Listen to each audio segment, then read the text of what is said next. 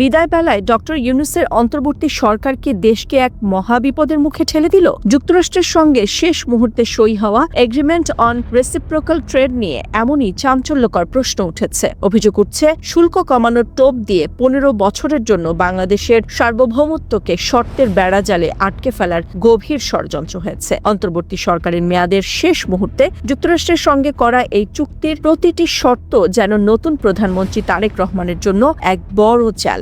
অভিযোগ রয়েছে $1500 কোটি জ্বালানি এবং 14টি বোয়িং বিমান কেনার বাধ্যতামূলক শর্ত ডলার সংকটে ধুঁকতে থাকা অর্থনীতির জন্য এক বিলাসিতা ছাড়া আর কিছুই নয়। ডোনাল্ড ট্রাম্পের অভিনন্দন বার্তায় এই চুক্তির বাস্তবায়নে যে তাড়াহুড়ো দেখা গেছে তা জন্ম দিয়েছে নানা প্রশ্নের। চুক্তির সবচেয়ে বিতর্কিত দিক হল রাশিয়ার রূপপুর পারমাণবিক প্রকল্প এবং চীনের সঙ্গে প্রতিরক্ষা সম্পর্কের উপর সম্ভাব্য আঘাত। শর্ত অনুযায়ী মার্কিন স্বার্থের পরিপন্থী কোনো দেশ থেকে জ্বালানি বা সামরিক সরঞ্জাম কেনা যাবে না। এর অর্থ হল বাংলাদেশ চাইলেও এখন স্বাধীন কোনো সিদ্ধান্ত নিতে পারবে না। জ্বালানি ও প্রতিরক্ষা নীতি এক প্রকার বিদেশি শক্তির হাতে তুলে দেওয়ার ব্যবস্থা করে গেছেন ডক্টর ইউনূস। এখন প্রশ্ন উঠছে, একটি অস্থায়ী সরকার কেন দীর্ঘমেয়াদী এমন সিদ্ধান্ত নিল?